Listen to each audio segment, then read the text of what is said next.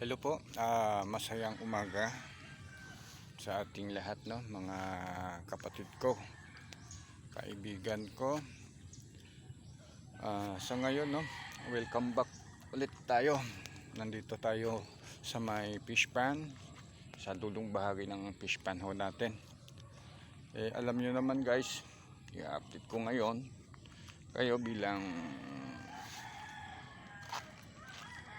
para na rin dito sa kaalaman ninyo. Ito ngayon ang resulta sa walang tigil na ulan kagabi. Oo, guys, ito ngayon, tingnan nyo guys. Yan, yan, mataas ang tubig ngayon. Ang sitwasyon din natin ngayon dito sa may creek natin, yung pinakadaanan ng tubig. Ito guys, tingnan nyo. Ayan. Siguro napapansin nyo guys ang taas ng tubig. Ayan guys, ayan, tingnan nyo. Ayan, nakakarating na doon sa may kabilang side, doon sa may bahay. Medyo abot na ho yung isang bahay doon sa kabila. Inabot na ng tubig, baha. Ayan. Ito yung resulta kasi kagabi. Kahapon pa lang araw, umuulan na rin. Walang tigil ang ulan. Kaya ito ngayon, ito. Kaya napapansin nyo, ito nga, nilagyan ko ng net. Inabangan ko na siya ng net para in case na tumaas yung tubig, mahaharangan, hindi makakalabas yung isda mo, tilapia na ilaagaan natin dito sa may fish pan. Ayan. Tingnan nyo guys, ito papakita ko sa inyo ha. Itong ano ngayon, itong sa kabilang side, ito na ho yung palayan dito. Ito nga, itong dito sa amin, kapupunla lang. Oo, kahapon, ngayon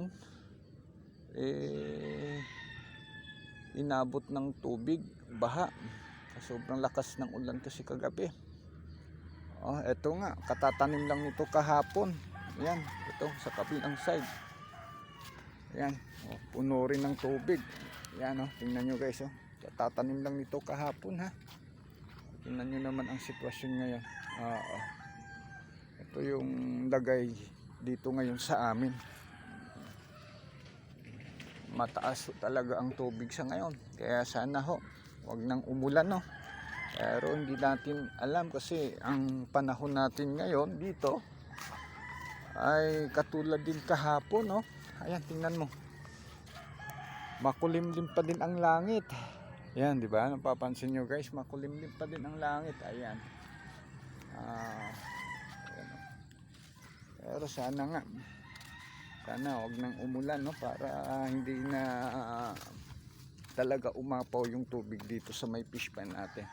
Kasi tingnan nyo guys, tingnan nyo naman itong level ngayon ng tubig dito. Wala. Malapit na. Ayan, malapit na. Ayan, ito yung sa kanal, ito yung tubig sa kanal na nakakarating na nga doon, sa mga bahay. Tapos ito ho yung fish pan. Yung fish pan natin, kaya kunting ano na lang, taas ng tubig, apaw na ho yung tubig dito.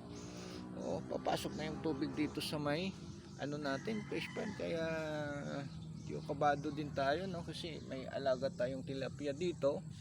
Actually for harvest na nga sana talaga to, for harvest na to. Ito nga guys, bilang ano din, parang hindi rin makalabas yung tilapia natin, nilagyan natin ng ganito, yung fish net. Yan, nilagyan natin ng ganito para makasure tayo na hindi makalabas yung tubig. At saka yung dito sa mismong pilapil, no, nilagyan na natin, inabangan na natin ng net. Ayan guys, tingnan nyo naman ito.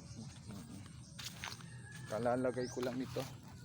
Ayan, Lalagay ko lang kanito para in case na itong tubig pumasok na dito, okay lang. Medyo ano, ang hirap nun pag lumebel na yung tubig dito sa may fish pan. Kasi yung isda natin lalabas ho yun. Kaya kakaroon ng ano, tendency na lalabas ho yung ano natin, yung isda. Kaya sana po no, tumigil na tong ulan. Kaya lagi tayong ano, re-schedule ng pagpa-harvest fish pa natin.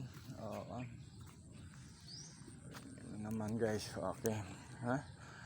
Okay guys, no? Yun lang muna ang update ko sa inyo regarding dito sa sitwasyon o lagay ng panahon namin dito sa ngayon. Makulimlim ang panahon hanggang ngayon. Tingnan nyo guys, medyo kulay brown yung ano natin, tubig sa fish pan kasi pumapasok yung fish at yung tubig na galing sa bukid o sa may bundok pumapasok na dito sa mismong inlet ng ano natin, fish pan, doon sa may PVC. Kasi nilagyan ko nga ng ano to, inopen ko to kahapon. Problema lang kasi medyo nagkaroon ng ano, butas sa itaas ng PVC natin na hindi ko kayang pangalan nito isasara. Dahil sa lakas ng current ng tubig tatanggal din yung ilalagay natin na lupa. Pero pagkatapos ng harvest nito, aayusin natin itong ano natin dito, yung pinaka outlet at saka inlet ng ating fish pan. Okay guys, no, maraming salamat sa inyong pagsubaybay at salamat. Sana patuloy niyong subaybayan itong aking YouTube channel, Erdis Pan Life, no? At huwag niyong kalimutan na mag-subscribe.